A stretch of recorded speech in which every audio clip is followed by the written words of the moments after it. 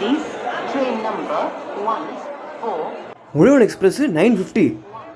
பிளாட்ஃபார்மும் பார்த்தாச்சு. உடனே இப்போ கண்டுபிடிக்க வேண்டியதான். டைம் ஆயிடுச்சு, வாப்பலாம். ஐயோ, எங்கே இருக்குன்னே தெரியும் இந்த பிளாட்ஃபார்ம். எங்கே தெரியாமல் கிடைக்க மாட்டேங்குது. சே, டைம் வேறு ஆகிட்டு இருக்கு. ஒருவேளை இங்கே இருக்குமோ? இங்கே இல்லையே. தெரியல பிளாட்ஃபார்மு.